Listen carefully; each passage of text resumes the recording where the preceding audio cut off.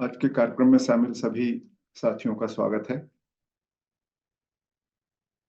आज हमारा ये अंतर परिवर्तन की पहल का ये जो केंद्र है, initiation of inner change centre, Kathopanishad के मंत्र क्रमांक 18 से 25 पर हम चर्चा करेंगे। और जैसा कि हम अपने कार्यक्रम को शुरू करते हैं, तो शांति मंत्र पाठ करेंगे। ओम सहनाववतु सहनो भुनक्तु सह वीर्यं करवावहै तेजस्विनावधीतमस्तु मा विद्विषावहै। ओम शांति, ओम शांति, ओम शांति।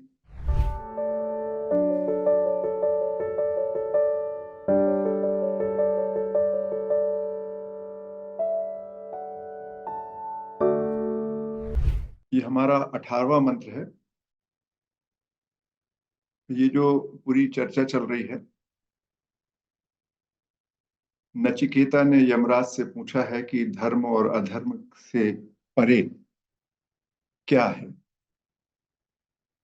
इस प्रश्न का उत्तर देते हुए यमराज ने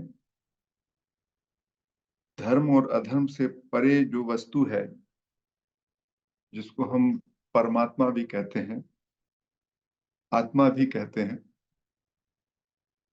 उसको प्राप्त करने के लिए ओम को सर्वश्रेष्ठ और परम आलंबन बताया। आलंबन मतलब वह जिसके की मदद से हम ईश्वर को प्राप्त कर सकते हैं। भारतीय सिस्टम में और दुनिया भर में लोगों को सिखाने के लिए प्रॉप्स का यूज होता है। मूर्ति पूजा उसी का एक बहुत ही जीवंत उदाहरण है कि हम मूर्ति पूजा इसलिए करते हैं कि निराकार परमात्मा को समझना बहुत कठिन होता है, तो निराकार परमात्मा का एक प्रतिबिंब हम लेकर आते हैं अपने सामने, मूर्ति के रूप में या चित्र के रूप में। और ध्वनि के रूप में भी जब हम एक शब्द बोलते हैं, तो शब्द भी एक तरीके से परमात्मा को प्राप्त करने के लिए एक आलंबन, एक सिंबल है। और यमराज ने कहा कि ओम सर्वश्रेष्ठ सिंबल है, और ओम के संदर्भ में हम लोगों ने बहुत सारी चर्चा की। मतलब ओम किस तरीके से एक चर्चा है। ओम मानव जो उसका जो वोकल कॉर्ड है, जो उसकी जो ध्वनि तंत्र है जो मानव का, वो जितनी भी ध्वनि उत्पन्न कर सकता है पूरे मुख खोलने से और बंद होने तक, आ उ मा। पूरा मुख खोलने से आ होता है, आधा खोलने से ऊ निकलता है, और बंद होने पर मा निकलता है। और फिर बाकी जितने सब ध्वनियां हैं, जितने अक्षर हैं, वे सारे के सारे आ, उस ध्वनि के मॉडिफिकेशन है। हम दांत से, जीभ से, ओठ से, कंठ से उसके अलग अलग किस्म से उसमें चेंज करके अन्य अन्य ध्वनि निकालते हैं, लेकिन वो ध्वनि मूल रूप से आ और माँ के बीच में, आ और के बीच में है। तो उस तरीके से उसे वो सभी ध्वनि का जनक मानते हैं। समस्त प्रकार की मानव ध्वनि जो है वो उससे निकलती है, उनके बीच में है। और इसलिए क्योंकि वो ध्वनि सब उस प्रकार की, तो सभी अक्षर शब्द उसी के बीच में बनेंगे, तो सारे के सारे वेद को उसी में सीमित माना गया। बहुत सारी चर्चा हमने की। और इसी ओम के माध्यम से जो परम ब्रह्म को जानना चाहते हैं या अपर ब्रह्म को जानना चाहते हैं, मतलब निर्गुण और सगुण दोनों को उसके माध्यम से प्राप्त किया जा सकता है। अब जिस तरीके से, जिस हद तक, जिस स्वरूप में ओम पर चर्चा करेंगे, लेकिन उसको तात्विक रूप से जानने के लिए कि वास्तव में है क्या, वो तो एक आलंबन हुआ, आलंबन करने से आप समझ सकते हैं, लेकिन आखिर है क्या वो। तो आज हम जब बात कर रहे हैं, तो अब ये जो 18वां मंत्र है, इसमें यमराज ईश्वर की जो मौलिक रूप से उसकी परिभाषा क्या हो सकती है, परमात्मा की परिभाषा क्या हो सकती है, उस विषय पर अब हमारे साथ बात हो रही है आज। और ये बड़ी इंटरेस्टिंग बात है। इस विषय को कैसे कह सकते हैं। एक तो अनंत है, अनंत, हम ईश्वर को अनंत मानते हैं। उस अनंत को हम कैसे परिभाषित कर सकते हैं, बहुत कठिन काम है। जब आपने बोला कि अनंत है, निर्गुण है, निराकार है, जिसका कोई आकार नहीं है, अनंत तक फैला हुआ है, इसमें कोई विशेषता नहीं है, निर्विशेष ईश्वर को कैसे परिभाषित किया जाए, ये बड़ा कठिन काम है, लेकिन हमारे ऋषि मुनियों ने पूरी कोशिश की है कि वो उसको परिभाषित करें। 18वां मंत्र हम पढ़ते हैं। न जायते म्रियते व विपश्चित, न अयम कुतश्चिन बभुव कश्चित, अजो नित्यम शाश्वतो अयम पुराणो न हन्यते हन्यमाने शरीरे। बहुत सिंपल है। इसका अर्थ यदि हम शब्दों में निकालें, जो ये विपश्चिन्नाय है, विपश्चिन्नाय को, इसको विपश्चति, विपश्चिति अयम न, ये जो है विपश्चित, विपश्चित क्या है? विपश्चित का मतलब होता है मेधावी, ज्ञान, ज्ञान शक्ति है जो हमारी, ये जो हमारे ज्ञान स्वरूप मेधावी आत्मा है। विपश्चिन का मतलब हुआ ज्ञान स्वरूप मेधावी आत्मा, जो हमारे बीच, जो हम जिसके माध्यम से सब कुछ जानते हैं, जो हमने देखा, ये गिलास रखा हुआ है सामने हमारे, आज 12 लोग बैठे उपस्थित हैं या 20 लोग उपस्थित हैं। जो कुछ भी हम देखते हैं, सोचते हैं, समझते हैं, वो केवल एक न्यूरोसाइकोसिस नहीं है, न्यूरोलॉजिकल प्रोसेस नहीं है, वो बॉडीली प्रोसेस नहीं है। उस बॉडी में एक जो हमारी मानसिक वृत्तियां उत्पन्न होती हैं, जो मन में जो मॉडिफिकेशन होते हैं, जो माइंड में, सॉरी, जो ब्रेन में जो मॉडिफिकेशन होता है, प्रकाश का, ध्वनि का, टच का, सुगंध का, गंध का, ये जब संपर्क होते हैं, उनसे जो ब्रेन में जो गतिविधियां होती हैं, जो फिजिकल एक्टिविटी होती है ब्रेन में, उस फिजिकल एक्टिविटी की जो मीनिंग निकालने की का जो काम करता है, वो विपश्चित है। उनका कहना है कि वो जो विपश्चित है, जिसको ज्ञान स्वरूप आत्मा के रूप में यहाँ परिभाषित किया गया है, वह जो हम सब के बीच में जानने वाला है हमारे शरीर में, उसका जन्म नहीं होता है, वो मरता भी नहीं है। न बुभुव, बभुव का मतलब होता है उत्पन्न होना, आना, वो कहीं से नहीं आता, और उसमें किसी भी प्रकार का कोई परिवर्तन नहीं होता, वो बदलता भी नहीं है, ना कहीं से आया है और ना कहीं जाएगा वो, ना उससे कुछ उत्पन्न हुआ है और ना वह कहीं से उत्पन्न हुआ, वह है, केवल है। यदि हमें मानते हैं कि ये जो ज्ञान है आता है, तो इसका मतलब है कि जो लाने वाला है वो उससे, वो अज्ञानी है, तभी तो ज्ञान ला पाएगा ना। यदि अज्ञानी है तब ज्ञान आएगा। यदि वो स्वयं सभी ज्ञानों का स्रोत है, सब वो स्वयं ज्ञान स्वरूप है, तो फिर ज्ञान कहाँ से आएगा? तो किसी भी प्रकार की चीज उससे उत्पन्न नहीं होती, ना वो किसी से उत्पन्न होता है, ना वो कहीं से आता है, ना कुछ आता है, वह है। आगे इसमें चर्चा होगी कि जो जन्म लेता है उसकी मृत्यु होती है। 6 प्रकार की प्रक्रिया होती हैं जन्म लेने से मृत्यु के बीच में, मनुष्य में और सभी चीजों में होती है, चाहे वो जड़ हो या जीवित हो, दोनों में 6 प्रकार की क्रियाएं होती हैं। कभी अपन उस पर भी बात कर सकते हैं। तो अजन्मा है वो, उसमें परिवर्तन नहीं होता। शाश्वत का मतलब होता है नॉट इटर्नल, शाश्वत का मतलब होता है अनचेंजिंग, शाश्वत है, उसमें कोई चेंज नहीं होता, नित्य है वो, हमेशा रहता है। पुराण शब्द बड़ा इंटरेस्टिंग है भारतीय दर्शन में। पुराण, पुराण का मतलब पुराना नहीं होता, पुरा अपि नवा, जो पुराना भी है और नया भी है, जिसमें कोई परिवर्तन ही नहीं हो रहा। पुराण अपि नवा, जो पुराना भी है और नया भी है, जो परिवर्तन, जिसमें कोई परिवर्तन ही नहीं हो रहा, नहीं होगा, वह पुराण है। मिट्टी से घड़ा बनता है, कपड़े से रुई से कपड़ा बनता है, तो नया कपड़ा बनता है क्योंकि वो परिवर्तन से बना है। लेकिन ये जो मूल तत्व है, वो हमारा दर्शन कहता है कि वह अनचेंजिंग है। विज्ञान ने भी ये पाया है कि हम पदार्थ ना तो पैदा किया जा सकता है, ना नष्ट किया जा सकता है। ऊर्जा ना तो पैदा की जा सकती है, ना नष्ट की जा सकती है। बाद में जब उन्होंने थोड़ा और समझा, तो कहा कि ऊर्जा और पदार्थ का संयुक्त जो निकाय है, उसमें किसी प्रकार का परिवर्तन, वृद्धि या कमी नहीं हो सकती। आपस में एक दूसरे में इंटरचेंज हो सकता है, लेकिन पूरे ब्रह्मांड में जो पदार्थ और ऊर्जा है, उसका जो टोटल सम टोटल है, उसमें चेंज नहीं हो सकता। यदि उसमें चेंज हो रहा होता है, इसका मतलब वो कहीं से आ रहा है, क्योंकि कहीं से आता ही नहीं है वो, जो तत्व है मूल तत्व ही है वो। तो उसमें चेंज नहीं होता। तो ये विज्ञान ने भी एक लेवल पर पदार्थ और ऊर्जा के लेवल पर पाया, लेकिन ये पदार्थ और ऊर्जा कहाँ से आई, उसका मीनिंग है, और वो है, वो ब्रह्म तत्व है, वो नित्य है, शाश्वत है, पुराण है।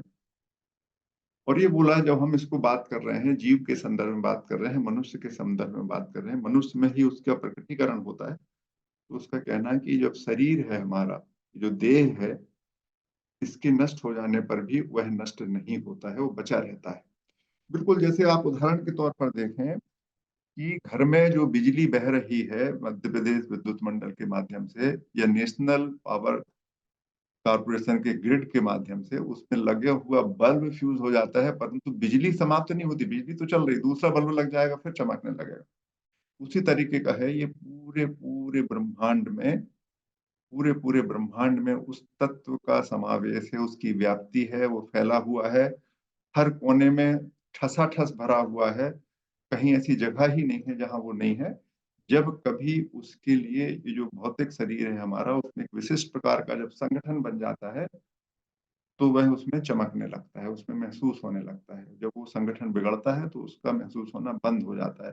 वो तो बना रहता है, शरीर के संगठन में बनने और बिगड़ने से वह उपलब्ध होने लगता है। जैसे कि बल्ब, सही बल्ब होने पे बिजली दिखने लगती है, उसी तरीके से ये स्थिति है। ये इस मंत्र का ये एग्जैक्टली लगभग इसी तरीके का, इसमें जो कठिन शब्द आए थे हमने बताया आपको। विपश्चित का मतलब होता है ज्ञान स्वरूप, मेधावी। न जायते का मतलब होता है न जन्म लेता है। मृत्य वा, न मृत्य वा, न शब्द छूट गया, neither dies, neither does he die, वह मरता भी नहीं। कुतश्चित, वो कहीं से नहीं आता, कश्चित कहीं नहीं जाता, बभु आता है, उत्पन्न होता है। शाश्वत का मतलब होता है अपरिवर्तनशील। वो पुराण शब्द के लिए शंकराचार्य ने उसकी विवेचना करते हुए है पुराण पुरापि नव एवती, पुराण पुराना भी है और नया भी है ना, जो कभी पुराना नहीं होता। पुरापि नव एवती, पुराना और नया एक साथ है, वह पुराण है।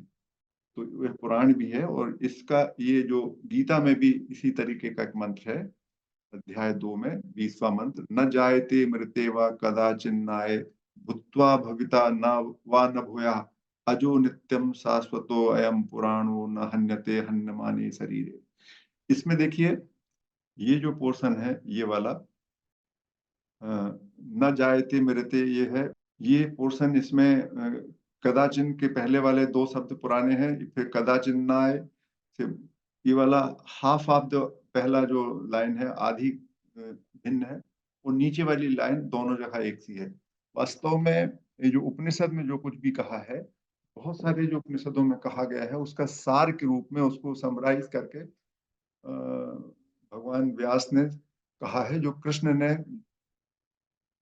महाभारत काल में, महाभारत युद्ध के दौरान अर्जुन को सुनाया था, बड़े सार संक्षेप में, जो कि सभी उपनिषद का, वेद का सार है, उसके रूप में गीता हमारे साथ आती है, बहुत ही लॉजिकल तरीके से, जो विभिन्न हमारे ऋषि गणों ने देखा है, चिंतन किया, उसके आधार पर है। और इस मंत्र का अर्थ होता है, यह शरीर न कभी जन्मता है न मरता है, तथा यह उत्पन्न होकर फिर होने वाला नहीं है, यह जन्म रहित है, नित्य है, निरंतर रहने वाला है, शाश्वत है, पुराण है, और शरीर के मारे जाने पर भी यह नहीं मारा जाता। ये दूसरा किस्म का अनुवाद है उसी तरीके के मंत्र का। तो ये एक बड़ी इंटरेस्टिंग चीज है कि आखिर है क्या ईश्वर। इसमें हम आपसे इस पूरी चर्चा को आगे करें, मैं आपको एक कुछ चीज दिखाना चाहता हूँ, उस पर हम थोड़ी सी चर्चा कर लें, और फिर उसके बाद हम इसको आगे बढ़ेंगे तो ज्यादा अच्छा रहेगा। ये जो कल्पना है हमारे समाज में, ये एक कल्पना है ब्रह्म और मैं की। ये जो कल्पना है, द्वैत की कल्पना है, कि एक ब्रह्म है, अलग से स्वतंत्र रूप से ब्रह्म है, और ब्रह्म की जो वैल्यू है, ये जो ब्रह्म है, ये पूरा का पूरा ब्रह्म है, जो बहुत बड़ा है, फुल साइज में है, बहुत अनंत। हमारी तुलना में ये जो जीव है, इस जीव ये जो जीव है, इस जीव की तुलना में अलग अलग है दोनों। जीव छोटा सा है, ब्रह्म बहुत बड़ा है। ये द्वैत है, दो लगते हैं, मतलब एक ईश्वर है और एक प्राणी है। दूसरी जो कल्पना है वो इस तरीके की, अद्वैत की। ये जो ब्रह्म है, इसी ब्रह्म के अंदर, इसी ब्रह्म में एक है ये ये जो इसमें जो लाइन बन गई है इसके कारण ये महसूस होता है, और ये जब इस लाइन को हम समझ जाते हैं कि ये क्या है, इसको यदि हम डिसअपियर कर देते हैं तो जीव और ब्रह्म एक ही हो जाते हैं। इस तरीके की स्थिति है। ये है हमारा अद्वैत, कि ब्रह्म के अंदर ही है। अब आप देखिएगा, ब्रह्मांड के बाहर क्या ऐसा लगता है कि एक ब्रह्मांड अलग है, उसको बनाने वाला एक अलग है। तो ब्रह्मांड यदि वो बनाने वाला है तो उन दोनों के बीच में क्या है? फिर कोई तीसरी चीज होगी। तो ये यदि हम इस ये वाला चित्र लेते हैं कि जीव और ब्रह्म है, ये ब्रह्म ने जीव को बनाया, तो ये इन दोनों के बीच में जो खाली जगह है, ये खाली जगह ये क्या है? ये फिर ब्रह्म और जीव से भिन्न कुछ चीज होगी, ये खाली जगह। ये तो है नहीं, क्योंकि ब्रह्म सर्वव्यापी है, इन दोनों के बीच में ऐसा कोई जगह ही नहीं है जहां ब्रह्म नहीं है। तो ये जब यदि भरी है, यदि हमारी कल्पना है कि ब्रह्म कण कण में है, हर कोने में है, तो ये खाली जगह हो नहीं सकती। तो यदि यदि हम इसको जीव और ब्रह्म को अलग अलग मानते हैं तो ये खाली जगह कैसे होगी, ये प्रश्न है। तो लेकिन महसूस जो हम करते हैं वो यही करते हैं। बहुत ही सरलता से जो महसूस होता है, हमारा जो दैनिक जीवन का अनुभव है कि हम हैं, और हमको एक लगता है कि हमको कोई बनाने वाला है, हमने स्वयं को बना लिया है, इसकी तो हमको हमको एहसास होता नहीं है कभी। इस पे जब हम उसको और आगे बात करेंगे तो एक ये चित्र है, दूसरा ये है। इसमें और बहुत सारी, जब हम आगे बढ़ते हैं तो जीव जगत की स्थिति होती है। तो ये जो द्वैत है उसमें तीन चीजें हो गई अलग अलग, जीव अलग हो गए, जगत अलग हो गया, ब्रह्म अलग हो गया। अब बहुत सारे जीव हैं, जीव के अंदर भी भिन्नता है, जीव और जगत की भी भिन्नता है, जीव और ब्रह्म की भी भिन्नता है, जगत और ब्रह्म की है। पांच प्रकार के जो भिन्नताएं हैं द्वैत में मानी जाती हैं। लेकिन यदि ये सब, अगर यदि ये इस तरीके से भी हो सकता है, क्योंकि बीच में यदि हम इसको मानते हैं, तीनों को अलग अलग मानते हैं, तो ये जो खाली जगह है, ये जो जगह है, ये जो जगह है, ये इसमें कौन है फिर? यदि ब्रह्म और जीव अलग अलग हैं तो अलग अलग होने के लिए बीच में कोई एक सेपरेटर होना पड़ेगा ना। ये सेपरेटर क्या है? इस विषय पे हम आप लोगों से 2 मिनट जानना चाहते हैं कि ये जो कल्पना है, ये एक मतलब तार्किक डिस्कशन है ये। इसको आप कैसे देखते हैं? इस तार्किक डिस्कशन को यदि हम देखें तो कैसा लगता है ये हमको? कौन सा चित्र आपको सही लगता है, कि वो अंदर है कि बाहर है? क्या महसूस करते हैं हम लोग? हम थोड़ा सा कोई एक आध जन बोलना चाहे जरूर बोले, क्योंकि फिर हम आगे बढ़ जाएंगे। दो हिस्से हैं, एक जिसमें पूरे ब्रह्मांड में सारे चारों तरफ हर कण कण में, जैसा हम मानते हैं, ठसाठस भरा हुआ है ईश्वर तत्व, और उस तत्व में से ही हम हैं, वहीं कहीं से अंदर है। कि हम अलग हैं और ईश्वर अलग है, तो हमारे और ईश्वर के बीच में कौन सी चीज है? सेपरेशन करने वाला क्या है? कौन सा लगता है आपको? दोनों विचार बड़े स्टैंडर्ड हैं, बड़े मानने वाले लोग हैं उसको दुनिया में। भारत में भी मानने वाले हैं। अद्वैत वेदांत वाले लोग अलग अलग मानते हैं, और द्वैत वाले उसको एक मानते हैं। मुझे जो लगता है और आपको क्या लगता है वो मैं जानना चाह रहा था। रूपला जी कुछ बोलना चाहेंगे, कैसा लगता है?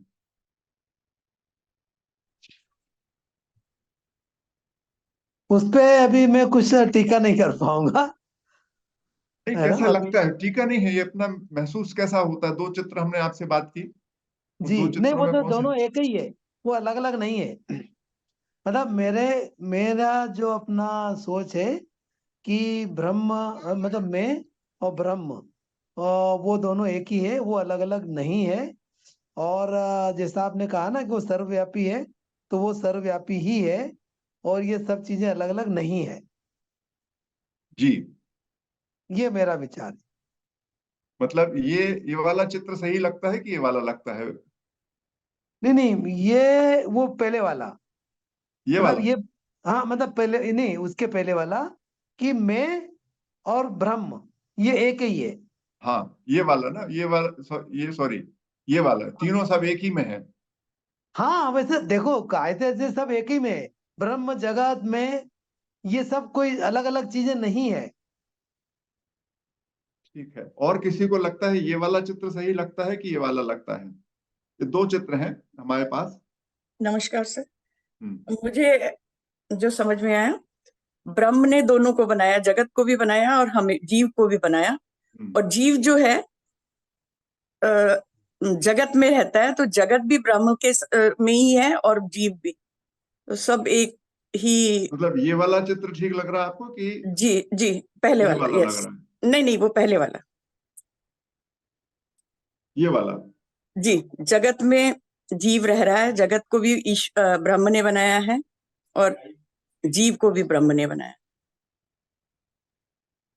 एक और जब अद्वैत कहता वो कहता बनाया भी नहीं है उसने। वो जो ये भी अभी जो हमने बोलता है, न मरते न जायते, न वो जन्म लेता है न वो मरता है, वो तो कुछ है ही नहीं। वो अभी आगे चर्चा करेंगे, लेकिन ठीक है, एक मोटे तौर पे आपको ये लगता है। नहीं, पर और ये कोई ब्रह्म का अंश तो है ना, जीव और जगत दोनों ब्रह्म के अंश है, ऐसा तो अंतरी सब मानते हैं। ब्रह्म ही है, ऐसा बोलते हैं। हाँ हाँ। जैसे कि समुद्र में, समुद्र की पानी की जो लहरें हैं, है ना, लहरें और समुद्र अलग अलग है कि समुद्र एक और ही, लहर दोनों ही पानी है?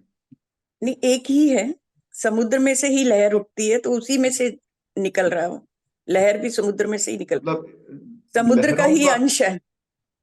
लहरें पानी है कि लहरें पानी से भिन्न कुछ हैं? नहीं नहीं, पानी ही है, पानी की ही लहरें बनती। ठीक है। तो ये एक प्रश्न है लोगों के बीच में, और ये एक बहुत ही एक तार्किक सर चर्चा बहुत सर जम सर के चलती रहती है। सर जी, रमेश मैं जी बोलना चाह सर रहे हैं। प्रणाम सर प्रणाम। मैं हाँ सर इतना सभी से कहना चाह रहा था कि हाँ। अभी डिस्कशन से पहले उनकी अवधारणा क्या थी और डिस्कशन के बाद अवधारणा क्या बदली है, वह इंटरेस्टिंग है सर। अ, किसी की बदली है कि सबकी पहले से ऐसी थी, मुझे नहीं मालूम। लेकिन ये दोनों धारणाएं अवेलेबल हैं, और बहुत संख्या में आपको इस पर विवाद मिलेगा। और अलग अलग मानने वालों की संख्या भी लगभग उतनी ही है जितने एक में मानने वाले हैं। यहाँ पर कुछ भी कह लें, तो अलग अलग महसूस करने का कि ईश्वर हमसे अलग है, हमारे ऊपर शक्तिशाली है, वो हमारे ऊपर कृपा करता है, इस तरीके की बातें हम लोग महसूस करते हैं दैनिक जीवन में। ये बात थी। चलिए अब हम अपनी और आगे बात करते हैं फिर से। उसका जो प्रेजेंटेशन था, जो अपनी बात थी, और इस इन दोनों चीजों में जब हम चर्चा करते हैं, तो मुझे मुझे जो लगता है, मैं उस आधार पर ही बात करता हूँ कि मुझे ये वाला महसूस होता है। और ये भी जो इसमें दिक्कत है, ये जो लाइनें बनी हुई है, जगत की लाइन और जीव की जो लाइन है, इन लाइनों को कैसे डिसअपियर होंगी, इस पर चर्चा होती है हमारे साथ में। और जो अद्वैत वाले मानते हो, जो मुझे खुद को भी महसूस ही होता है कि ये जो लाइन है, ये अननेचुरल है, है नहीं ये लाइन, ये महसूस बस होती है, इसको हटना चाहिए, और हट भी जाती है यदि आप एक व्यापक चिंतन करेंगे। खैर चलिए, अब हम अपनी बात करते हैं। तो ये जो 18वां मंत्र था, उसमें यही बोलता है कि न जायते न म्रियते व, सॉरी, ये तो गीता का मंत्र था। ये कठोपनिषद से गीता में बहुत सारी चीजें ली गई हैं। कठोपनिषद एक बहुत ही प्योर एब्स्ट्रैक्ट फॉर्म में है, उसको प्रैक्टिकल फॉर्म में गीता में कहा गया है।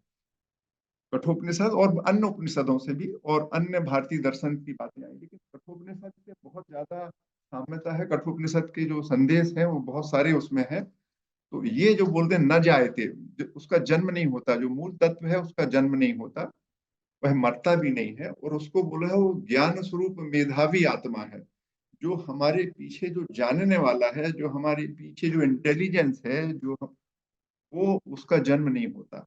जो हमको बनाने की जो शक्ति है उसका जन्म नहीं होता। उसका इस शरीर को बनाने वाली जो शक्ति है उसका जन्म नहीं होता, उसका मरण नहीं होता। वो अजन्मा है, नित्य है, शाश्वत है, पुराण है। ये इस पूरे मंत्र में इस तरीके से उसको कहा गया। मगर अब कह देने से, ये जो जानकारी कर देने से अंतर नहीं पड़ता।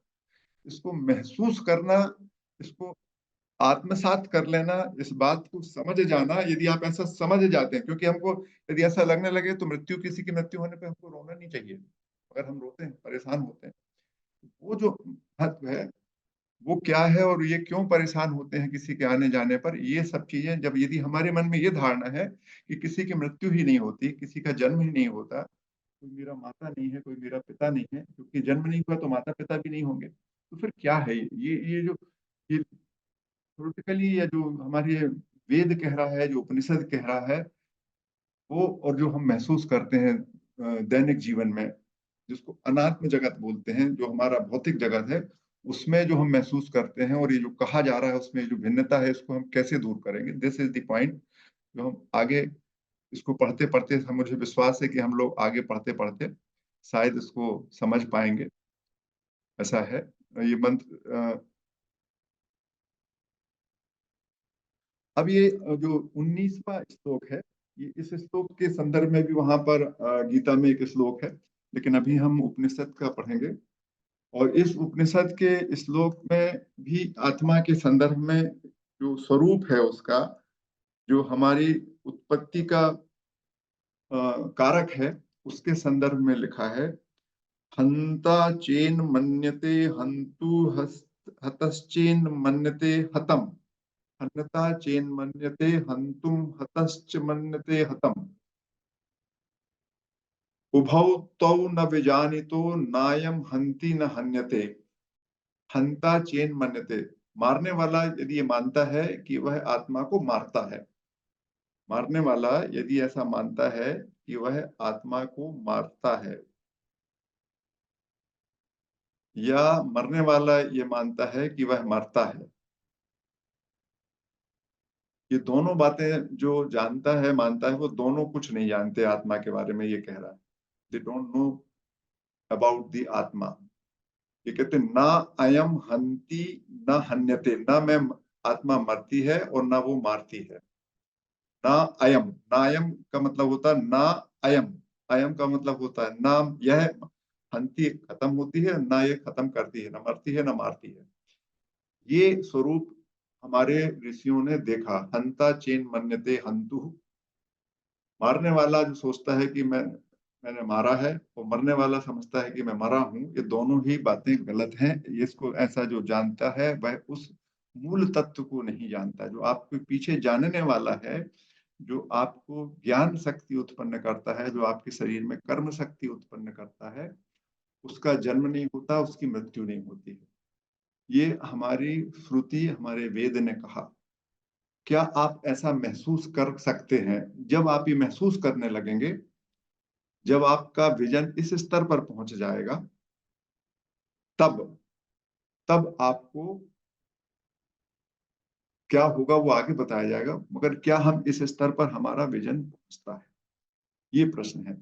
और इसके आगे गीता में जो है बहुत सिंपल है, या एन वेत्तिम हंतारम यश्चेनम मन्यते हतम उभौ तो विजानितो नायम हंति न हन्यते। सेम नीचे वाली लाइन ज्यों की त्यों है, ऊपर थोड़ा भिन्न लिखा है।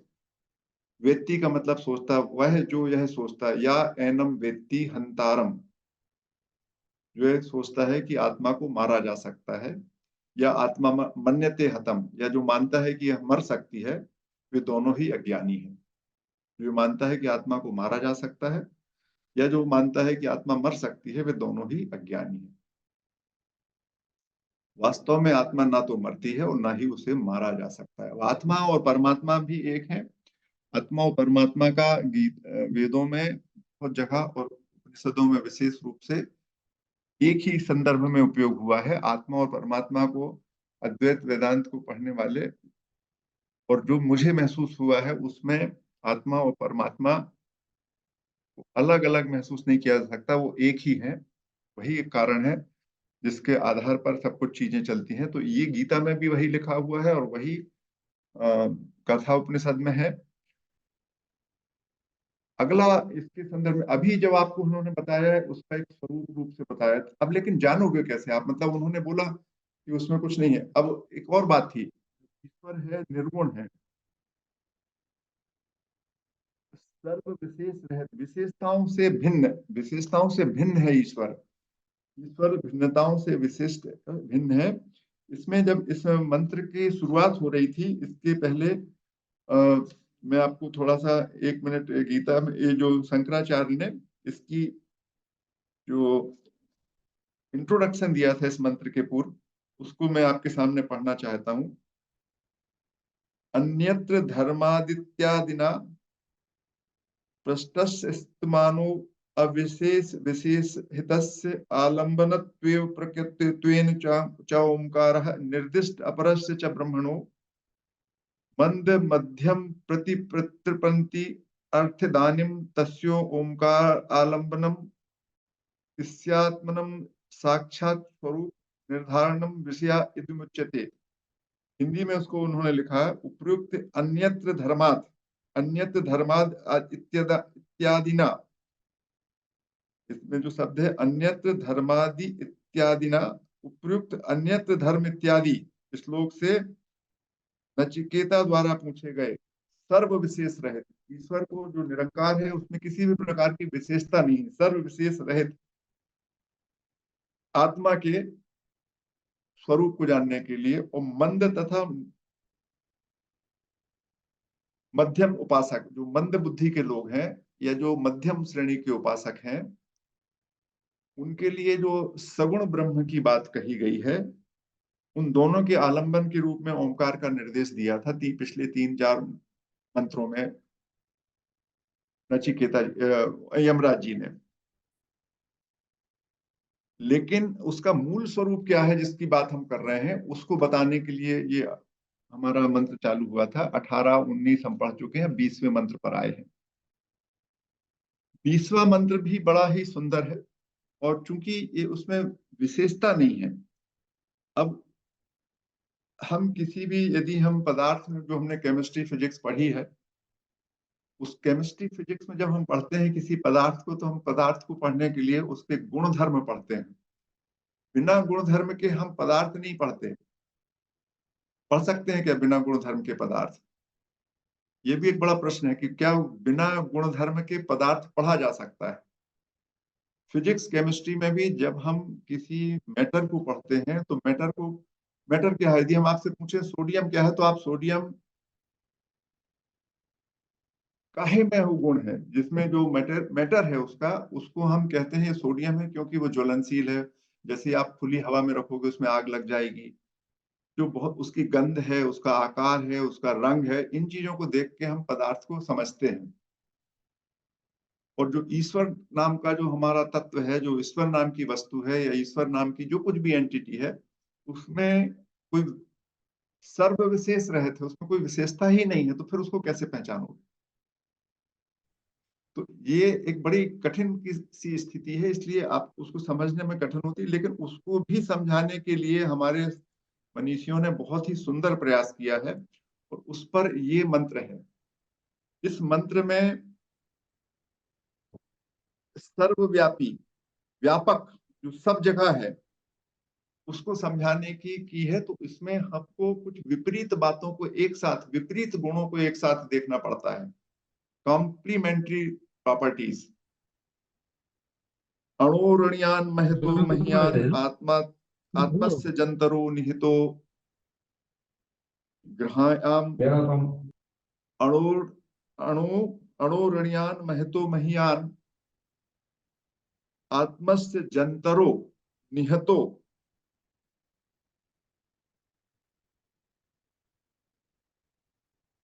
गुहायाम तम अक्रतु पश्यति वीत शोको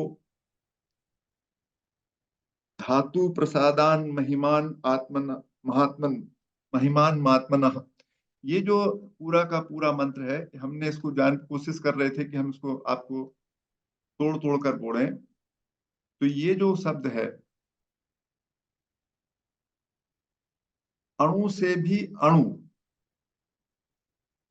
अणुतम सूक्ष्मतम, यहाँ अणु का मतलब आप ये इलेक्ट्रॉन प्रोटॉन मत समझे, सूक्ष्म समझे इसको। अणु मतलब छोटा, सूक्ष्मतम से भी सूक्ष्म, और बृहत्तर से भी बृहत। महंतो महियानात्मस्य, ये जो आत्मा है, यह छोटे से छोटी और बड़ी से बड़ी है, मतलब जो हर कोने में व्यापक है। ऐसा कोई छोटा सा कोना नहीं है जहां पर वो नहीं है, इसलिए उसको हम छोटे से छोटे, क्योंकि वो छोटे से कोने में, चींटी में भी वो है और हाथी में भी वो है। तो यदि चींटी में है तो कैसी होगी, और हाथी में है तो कैसी होगी? धूल के एक कण में उसका अस्तित्व है, और हिमालय में भी उसका अस्तित्व है, पूरी पृथ्वी में भी उसका अस्तित्व है। वो पृथ्वी से भी बड़ी है, क्योंकि पृथ्वी भी उसी में स्थित है। तो एक तरफ पृथ्वी से बड़ी है, और एक धूल का जो कण है या रज का कण है, उस कण में भी वह है। तो छोटी से छोटा आप जो भी सोच सकते हैं वहां पर भी वह है, और बड़े से बड़ी जो चीज सोच सकते हैं उसमें भी वह है, और उसके अंदर है, निहित है, जो दिखती नहीं है आपको। इसलिए जंतोर निहतो गुहायाम, गुहा का मतलब होता है जो छिपने की जगह, अंदर। हमारे शरीर में जब हम पंचकोश की बात कर रहे थे, तो जो विज्ञानमय कोश है, जहाँ हमको इसकी का एहसास होता है, ज्ञान होता है विज्ञानमय कोश में, वो चौथे कोश में है, मतलब वो अंदर घुसा हुआ है। ये कब होता है? जब इसमें अब हम पढ़ते हैं, इसका जो मंत्र का अर्थ जो है उसको हम देखते हैं, और उस अर्थ के संदर्भ में ये लिखा है, यह अणुओं से भी अणु, सूक्ष्म से भी सूक्ष्म, अणोर्यन महंतो महियान आत्मस्य, यह अणुओं से भी अणु, सूक्ष्म से भी सूक्ष्म, सूक्ष्मतम से भी सूक्ष्म, तथा महान से भी महान, मतलब जो बृहत्तम है उससे भी बृहत है। और ये आत्मा जीव के हृदय गुहा में स्थित होती है। जो आप महसूस करते हैं, इसका जो तत्व महसूस करते हैं, जो मनुष्य और प्राणी महसूस करते हैं, वो अपने हृदय गुहा में करते हैं। हृदय गुहा मतलब, हृदय गुहा का मतलब होता है बुद्धि गुहा। हृदय गुहा यानी बुद्धि गुहा, विज्ञानमय कोश में स्थित है, वो महसूस करते हैं। अब तम अक्रतु, अक्रतु का मतलब होता है जिसकी सभी इच्छाएं समाप्त हो गई हैं। ये तम अक्रतु है, ये शब्द जो है, ये शब्द जो है, ये तम अक्रतु है। अक्रतु का अर्थ होता है निष्काम, जिसकी समस्त इच्छाएं या तो पूरी हो गई हैं, जिसकी कोई इच्छा शेष नहीं है। अपनी इंद्रियों के प्रसाद की शांति, प्रसाद मतलब जब इंद्रियों का प्रसाद मतलब जब इंद्रियां शांत हो जाएं, वो अपना फल देने लगे, अपने आप को महसूस कराने लगे, से आत्मा की महिमा को देखता है, तब वह शोक रहित हो जाता है। अब दो तरीके से, एक उन्होंने बोला कि जब जो शोक रहित हो जाता है वो आत्मा को देख पाता है, और जो कहता है जो आत्मा को देख लेता है वो शोक रहित हो जाता है। तो दोनों तरीके की चीजें हैं। एक कहता है, एक विचार ये कहता है कि आप अपने आप को शोक रहित कर लीजिए, आप अपने आप को इच्छा विहीन कर लीजिए, निष्काम हो जाइए, तब आप शोक रहित हो जाएंगे। दूसरा तरीका है कि आप शोक रहित हो जाएं, तब आपको आत्मदर्शन हो जाएंगे। दोनों बातें हैं, इनमें से कौन सी सत्य है नहीं जानते, लेकिन कुछ लोगों ने आत्म तत्व को देखा है, और जिन लोगों ने आत्म तत्व को देखा है उनको देखने वाले लोग शोक रहित दिखते हैं, उनको फिर सुख और दुख नहीं होता है। ये जो विपरीत जो गुण हैं, छोटे से छोटा और बड़े से बड़ा, सुख और दुख भी एक दूसरे से विपरीत हैं। किसी को भूख लगने पे कष्ट, भूखे रहने पे कष्ट होता है, कोई भूखा रह के सुखी महसूस करता है। जब हम करते हैं, बहुत सारी महिला हैं हमारे साथ में इस क्षेत्र में, वो भारतीय महिला हैं, तीजा और करवा चौथ के दिन पूरे दिन, और मुस्लिम लोग भी हैं, वो रमजान के महीने में उपवास रख के बिना पानी के सुखी महसूस करते हैं, उपलब्ध महसूस करते हैं।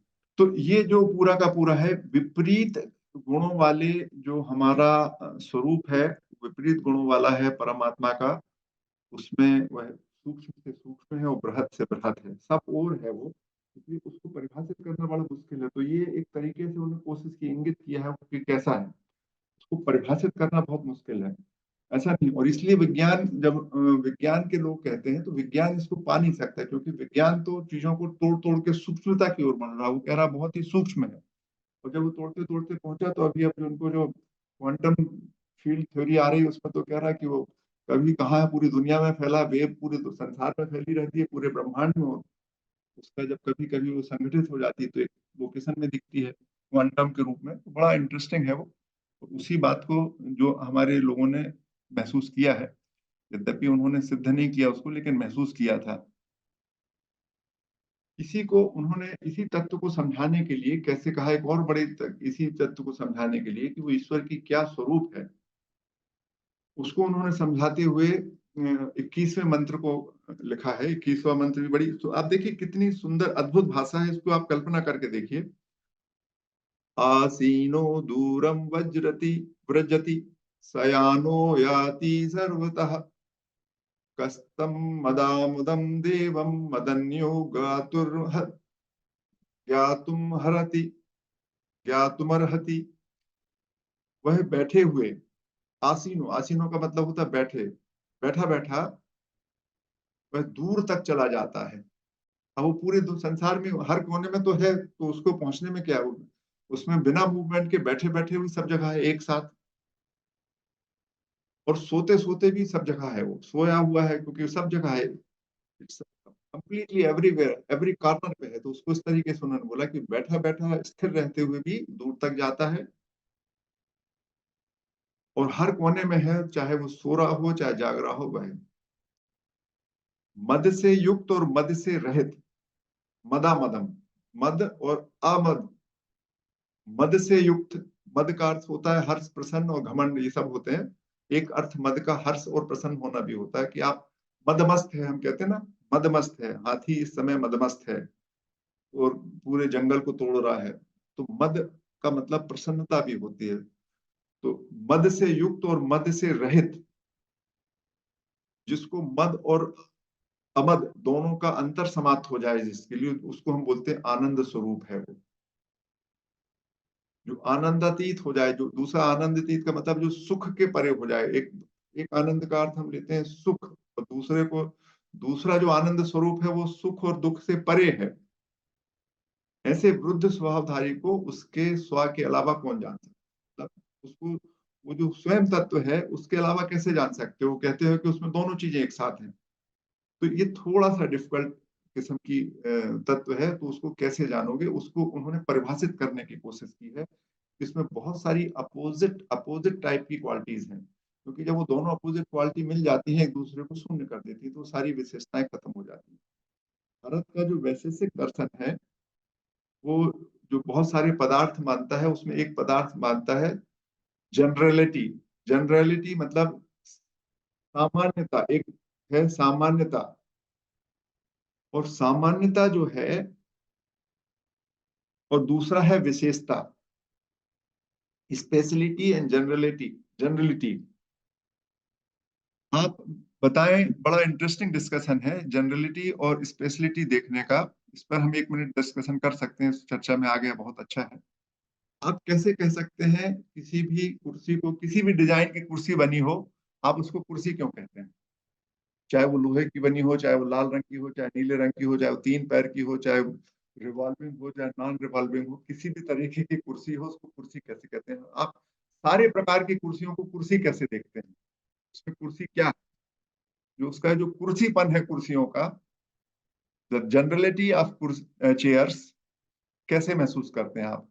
वो कोई वस्तु है क्या? वो क्या है? वो एक, मगर महसूस करते हैं आप, चाहे वो अफ्रीका का इंसान हो, चाहे वो भारत का हो, चाहे वो नया नया बच्चा हो, चाहे वो बुढ़ा हो, हर को आप मनुष्य कह पाते हैं। ये मनुष्य होना क्या है फिजिकली, ये जो गुण है सामान्यता। आप एक बड़े समूह में समानता देखते हैं, वो समानता, उसको कैटेगरी बोलते हैं। आप वस्तुओं को कैटेगरी के रूप में देखते हैं, एक कैटेगरी, उसको जाति भी बोलते हैं। एक ही गुण बहुत सारी चीजों में देख लेना, बहुत सारी भिन्न भिन्न वस्तुओं को किसी एक तत्व के आधार पर एक मान लेने की क्षमता जो है, जो गुण है, जो तत्व है, उसको जनरलिटी बोलते हैं। तो क्या आप संसार की सभी वस्तुओं में एक गुण देख पाए, ऐसी क्षमता पैदा हो सकती है आपको? वो एक और विशेषता, दूसरी गुण है विशेषता, कि उसकी नाक चपटी है, उसके बाल झड़ गए हैं, उसकी उम्र बढ़ गई है, वो काले रंग का है, वो मोटा है, वो अफ्रीका का है, वो लंगड़ा है, वो उसका बहुत अच्छा गाता है, वो बहुत अच्छा चिल्लाता है, उसकी आवाज कर्कश है, वो इस जाति का है, वो उस धर्म का है। ये जो भिन्नता है, जिसको आप स्पेशलिटी के रूप में देखते हैं, दो चीजें हैं। तो एक आपकी वृत्ति, एक आपकी क्षमता भिन्नता देखने की ओर बढ़ती है, वो आपको संसार की ओर ले जाती है, वो आपको सांसारिक बनाती है। और दूसरी जो विशेषता है, जो आप जनरलिटी देखते हैं, सामान्यता देखते हैं चीजों में, एकता देखते हैं, वो आपको परम तत्व की ओर ले जाती है।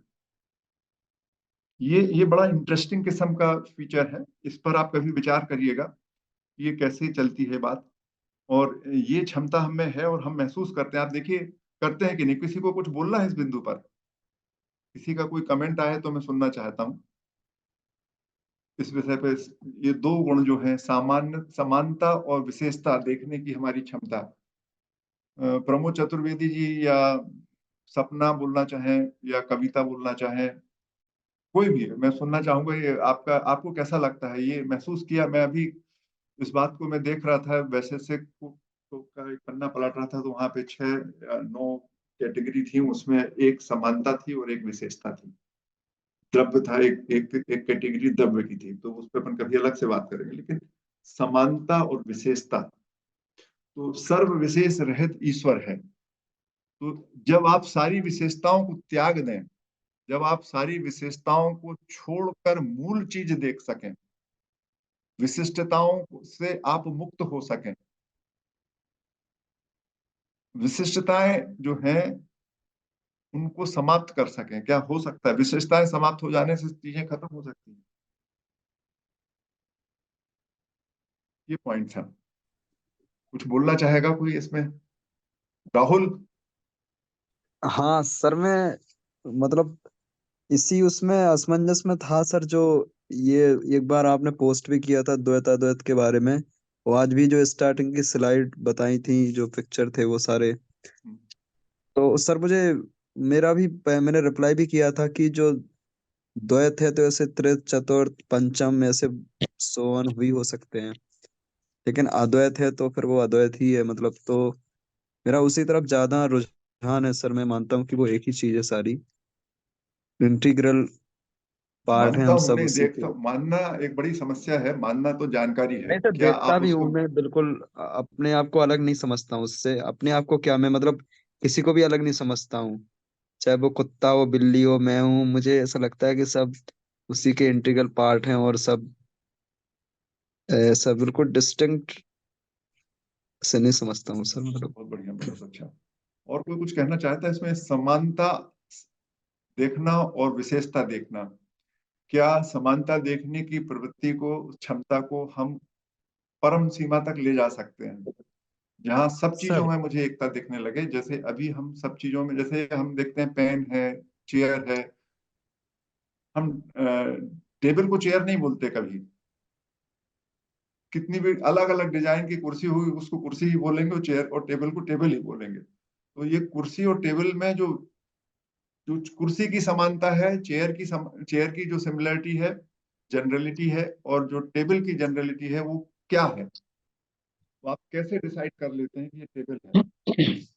ये पॉइंट है। अनीता जी कुछ बोलना चाहती हैं? जी सर, नमस्कार। सर मैं ये मेरे मन में भी ये बात आ रही है कि कुर्सी कुर्सी है और टेबल टेबल है। अ, उस चीज को अलग अलग देखते हुए उसमें कॉमन ये देख रहे हैं कि हाँ भाई ये लकड़ी की बनी है, या इसका काम, टेबल का काम ये है, कुर्सी का काम ये है। ठीक है, तो मतलब इसमें मतलब उसमें क्या दिक्कत है? ये दिक्कत नहीं है, हम दिक्कत तो कुछ है ही नहीं। हम ये बोल रहे हैं कि चाहे वो लोहे की बनी हो, चाहे वो हीरे की बनी हो, चाहे उसमें हीरा जड़ा हो, चाहे उसमें तीन टांग हो, या आपने एक लकड़ी के वृक्ष के टुकड़े को काट के तोड़ एंड बेंड किस्म की लाइनों से बना के कुर्सी बना दी, किसी भी तरीके की कोई भी डिजाइन की कुर्सी हो, चाहे लाल रंग की हो, चाहे नीले रंग की हो, चाहे जी वो सर। चाहे वो एस शेप की हो, चाहे वो राउंड शेप की हो, किसी भी प्रकार की जो कुर्सी है उसको आप कुर्सी कहते हैं, है ना?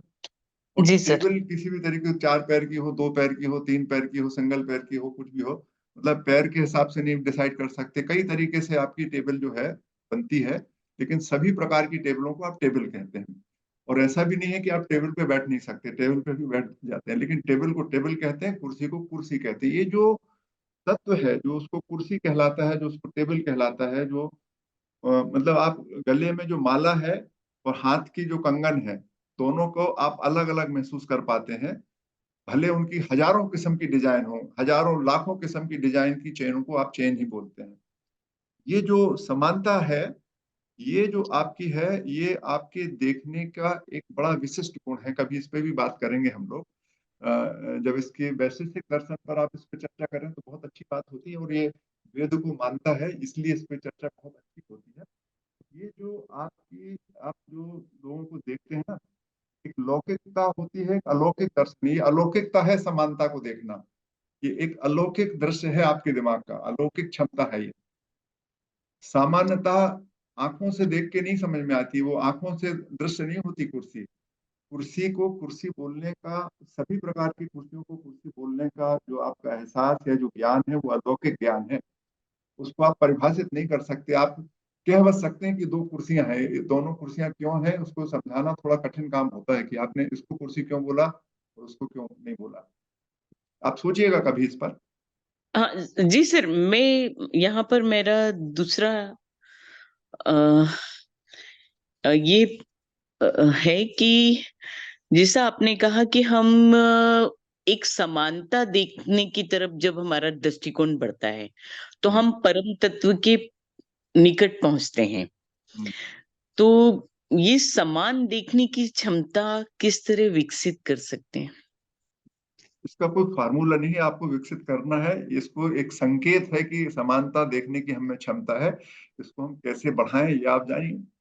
ये फार्मूला नहीं है मैडम, असली में फार्मूला तो फिजिकल वर्ल्ड में होता है, ये नहीं, फिजिकल वर्ल्ड के बाहर है। फॉर्मूला नहीं, मतलब ऐसा कौन सा मार्ग, ऐसे कौन ऐसा से कोई मार्ग नहीं, ऐसा कोई मार्ग नहीं है कि ये बड़ी इंटरेस्टिंग चीज है। जब आप ईश्वर की शक्ति को अनंत बोलते हैं तो अनंत के लिए कोई बिंदु, मार्ग तो किसी एक निर्धारित बिंदु पर जाता है ना मैडम, मार्ग किसी एक निर्धारित बिंदु पर जाता है, जबकि ईश्वर की जो शक्ति है वो कोई निर्धारित बिंदु नहीं। ईश्वर बिंदु स्वरूप नहीं, ईश्वर तो अनंत स्वरूप है ना, अनंत है। जो हमारे पीछे का बैकग्राउंड है वो अनंत है। सर वो अनंत, या जैसा अ, अभी जो चर्चा में था कि हम अगर उस सबको एक उसमें हम जो हम डिफरेंशिएट करते हैं, जी। विशेषताएं देखते हैं, उसकी हाँ, उससे हम लौकिक जगत की तरफ जाते हैं। हाँ, और जब हम समानता देखने लगते हैं, तो हम उस परम तत्व के निकट जाते हैं। हाँ। तो मैं सर वो मतलब मेरा कहना यही है कि समानता कैसे देख सकें, उसके लिए हम अपने में क्या विकसित करें? अब ये आपकी बात, वही चाहते तो मैंने सब बताया कि उसके लिए कोई फार्मूला प्रोसेस हमारे पास रेडीमेड नहीं है। जितने लोग भी उसके लिए कोई प्रोसेस और फार्मूला बताते हैं वो सब झूठ बोलते हैं। इसको आपको ही खुद को सीखना है, क्योंकि आपको स्वयं के पास जाना है। तो अभी आगे कुछ बातें होंगी जो इसमें वो संकेत कर रहे हैं। यदि आपको लगता है कि ऐसा करने से हो जाएगा तो करिए, नहीं हो जाए तो उसका एक ही तरीका है, सेल्फ ऑब्जर्वेशन। जी।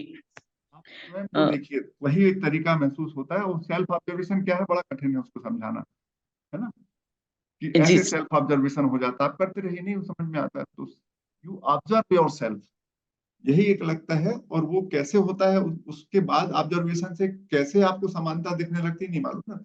समानता की कोई परिभाषा नहीं है स्पेसिफिक, ये मेरा कहना था। चलिए अपन आगे बढ़ते हैं इस विषय पे। अब आप चिंतन करिए, ये आपके लिए पॉइंट है। जिस दिन हम समानता, पूरी दुनिया में हमको सब चीजें समान दिखने लगेंगी, सर उस जी जी सर। ऐसा है। सर सर हाँ बोलिए। सर राम तिवारी सर, मैं हाँ ये कह बोलिए रहा हूँ तिवारी जी। हाँ। कि आपने इतनी बड़ी बात इतने छोटे शब्दों में, बहुत लघु शब्दों में कह दी। इससे और कोई बड़ी बात संभवतः हो नहीं सकती। वास्तव में बहुत बड़ी बात कह दी आपने। जब आप समानता देखने लगते हैं, और एग्जाम्पल भी बहुत अच्छा दिया आपने, बहुत ही जबरदस्त एग्जाम्पल दिए सर। बहुत बहुत धन्यवाद, बहुत धन्यवाद सर। Thank you. अब इसका अगला जो मंत्र है ये भी बहुत ही अच्छे तरीके से इसी तत्व को समझाने के लिए है। इस मंत्र को हम लोग इसमें इसमें बहुत इंटरेस्टिंग चीज है वास्तव में। जब हम लोग महसूस करते हैं, जब आप सेल्फ ऑब्जर्वेशन करते हैं, हम सब लोग ये मानते हैं कि जब हम आपसे बोलते हैं कि आप क्या हैं, लोगों ने कई बार इस विषय पे बात की हो। शुरू में कई दिनों तक ये प्रश्न हमने घुमाया कि जब हम स्वयं को देखते हैं तो हम अपने आप को क्या मानते हैं। तो हमको लगता है कि इस शरीर से भिन्न भी कुछ है मुझ में, जिसको मैं मनोहर दुबे बोलता हूँ, जिसको मैं अनीता जैन बोलता हूँ, जिसको मैं राम तिवारी बोलता हूँ, जिसको मैं कुमुद शर्मा बोलता हूँ, जो कुछ भी है, वो वो जो तत्व है वो शरीर और मन बुद्धि के से अतिरिक्त है। उससे भिन्न, उससे उसके अलावा भी कुछ ऐसा है जिसको मैं बोलता हूँ, और वो शरीर नहीं है। तो इसमें यही लिखा है, अशरीरम, अशरीरम शरीरेषु। ये शब्द जो है अशरीरम, ये शब्द है यहां तक, ये दो शब्दों का संधि है, शरीरेषु अनवस्थेषु,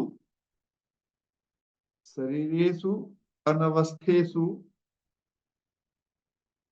अवस्थितम,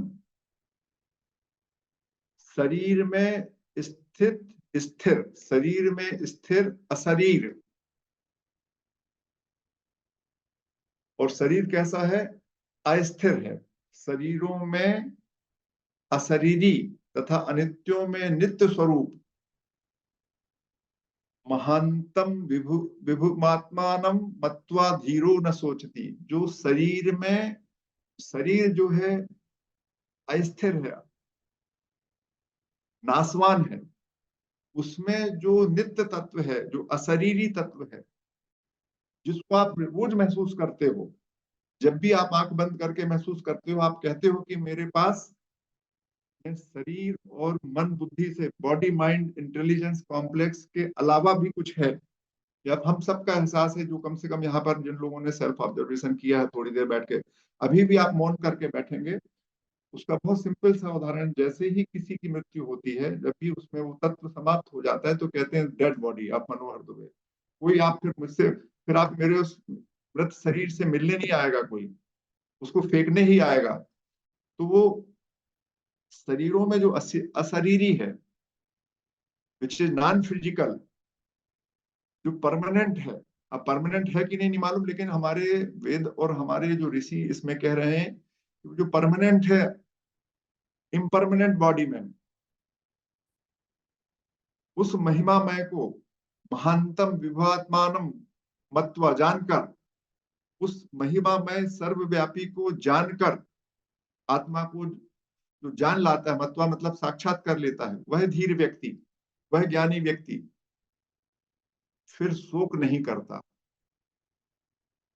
ये इसका अर्थ है, ये उन्होंने महसूस किया, ये हमारे कई ऋषियों ने, कई लोगों ने महसूस करके ये आपके सामने तत्व प्रस्तुत किया है। क्या आप ऐसा महसूस कर सकते हैं? क्या आपका विजन इस तरीके का है? इसमें जो शब्द थे वो मैंने आपको बताया, मंत्र में शरीरेषु है, अशरीरम है, अनवस्थेषु है, स्थिर न रहने वाले विनाशशील, और अवस्थितम है, स्थित है। इस नाशशील शरीर में जो स्थिर तत्व है वह बॉडीलेस है, वो नॉन फिजिकल है। आप महसूस करते हैं कि नहीं करते? कितने लोग हैं इस बात को महसूस करने वाले? एक मिनट फिर से हम इस विषय पे बात कर लें, क्योंकि ये बड़ी इंटरेस्टिंग चीज है। हम बहुत सारे महत्वपूर्ण बातों को जो महसूस करते हैं डेली बेसिस पे अपने सेल्फ ऑब्जर्वेशन में, उसके संदर्भ में क्या आप महसूस करते हैं कि आप बॉडी माइंड इंटेलिजेंस से अतिरिक्त भी कुछ है?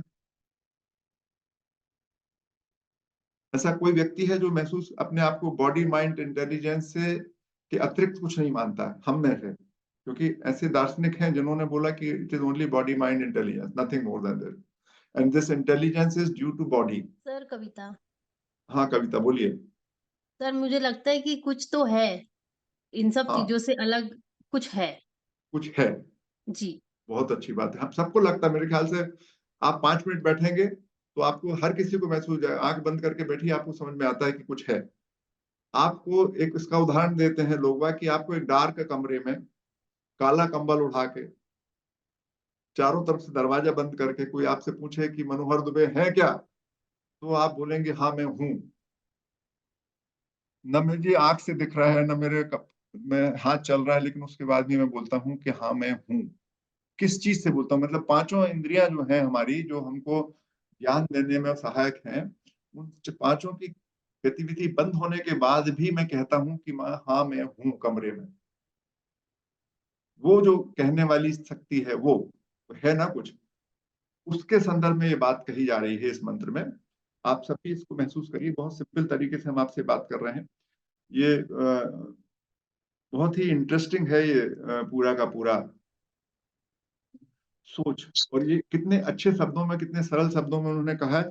जब इसको हम लोग महसूस करते थे, हम लोगों ने मतलब 100-150 सेशन किए हैं सेल्फ ऑब्जर्वेशन के, उसमें कई बार मुझे महसूस हुआ, और हम ये बात करते हैं। आज का सत्र समाप्त करते हैं, और मैं रिक्वेस्ट करूंगा ज्योत्सना सूद जी से कि वो 3 बार ओम कहकर इस कार्यक्रम को समाप्त करेंगे। नमस्कार सभी साथी। ओम।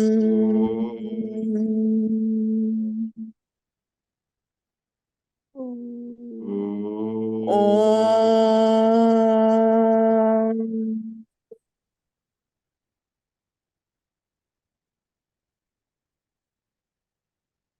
ओम